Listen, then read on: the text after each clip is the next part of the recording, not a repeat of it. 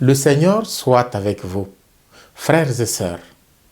La première lecture et l'évangile de ce 6e dimanche du temps ordinaire nous raconte des épisodes relatifs à la maladie de la lèpre.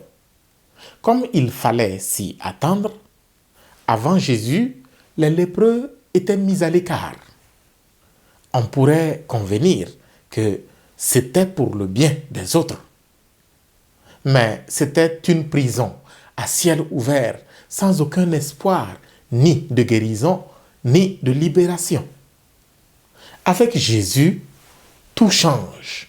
Les lépreux peuvent s'approcher de lui, et en s'approchant de lui, ils peuvent également s'approcher de tout le monde. Ils se sentent alors vivants et libres. La guérison physique qu'octroie Jésus aux lépreux aujourd'hui est la concrétisation de la guérison sociale qui lui manquait. Il aurait pu suivre Jésus pour convaincre les gens de la puissance de Jésus. Mais Jésus le renvoie chez lui et chez les prêtres, non pas pour se vanter, mais pour leur apprendre que la maladie ne devrait pas être une prison pour ceux qui croient en Dieu. Nous avons vécu la maladie à Covid-19. Dieu seul sait les prisons que nous avons créées pour nos frères et sœurs dans la société. Les uns ont perdu leur travail, les autres ont porté la responsabilité de la contamination parce que n'étant pas vaccinés. Et beaucoup ont simplement été privés de prier avec leurs frères et sœurs dans les églises. Sans vouloir faire la propagande de l'exposition des autres au risque de contamination, je peux me laisser enseigner par les diverses manières par lesquelles chaque pays a affronté cette pandémie. Si les Indiens ont laissé tout le monde prendre la maladie, les Anglais n'ont contraint presque personne chez eux.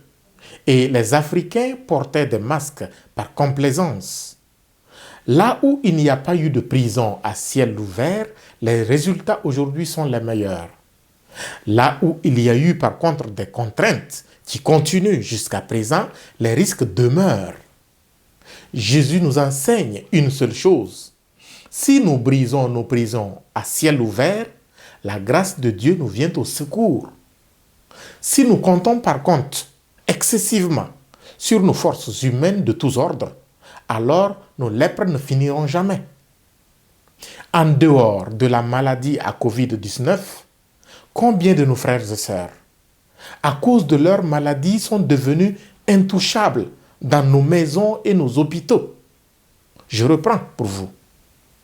En dehors de la maladie à Covid-19, combien de nos frères et sœurs, à cause de leur maladie, sont devenus intouchables dans nos maisons et nos hôpitaux?